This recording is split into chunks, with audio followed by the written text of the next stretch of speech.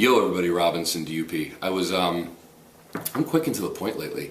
I was following a Facebook thread regarding supplements from some younger guys that I know at the gym, and one of the ones that came up was creatine and how certain creatines are better than other creatines. And I have a little bone to pick with this, and once again, I'm going to be careful choice of words, don't want to get sued for bashing. I'm not going to talk about any specific products, that way I don't get bashed or sued about not knowing what I'm talking about. But with creatine, as you all know, it increases ATP within the body.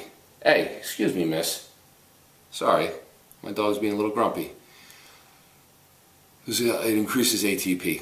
So, what that does is increase explosive energy, and it's proven to work and help you increase lean muscle mass over a period of time. Now, obviously, we're not talking about 20 pounds, but every pound counts, right?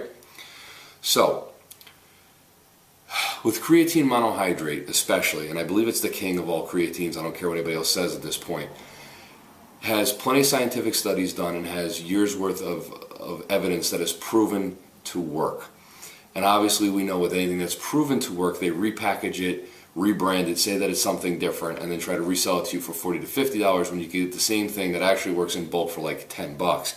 And I think this is the same thing with creatine, is we know creatine works, but people claim there's certain side effects and they don't want those side effects, such as water retention. And the mistake you guys are making is when you're thinking of water retention, you're thinking of the subcutaneous water, which means water underneath the skin, which makes you look bloated. I attribute this to one or two things. Either you have a gastrointestinal issue with creatine. Two, it happens mostly when you load it, especially when you're doing your, couple days, like 10 to 20, 10 grams or so of creatine, so you believe that you're fully saturated. But if you're doing the 5-gram dose a day and just using that until your creatine stores are full, I don't really see the bloat. Most of the guys who are complaining about bloat are usually guys that are a little chubby to begin with and then try to blame the creatine because they don't diet properly. So when they're repackaging these supplements, be careful. They're just giving you a lot of sales hype. And you want the creatine monohydrate.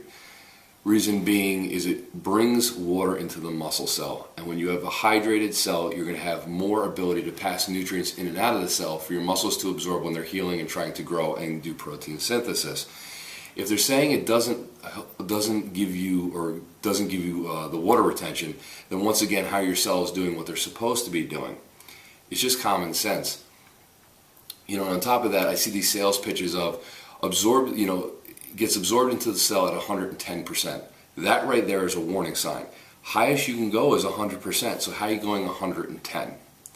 Guys and girls, when you're reading these labels, be careful. We all know they try to sell you the pitch that you're going to put 20 pounds of muscle on by using their creatine over somebody else's.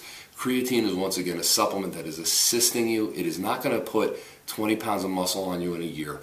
It's just not, especially if you're doing it naturally. Guys, once again, I hope this is informative. I hope you're learning something. Please beware of the hype. Please be aware of the pretty sparkly little labels that they're putting out there to convince you that somehow they've invented something new that they haven't. And in fact, most of the times they're cheapening the product but charging you more. Alright guys, I'll talk to you soon.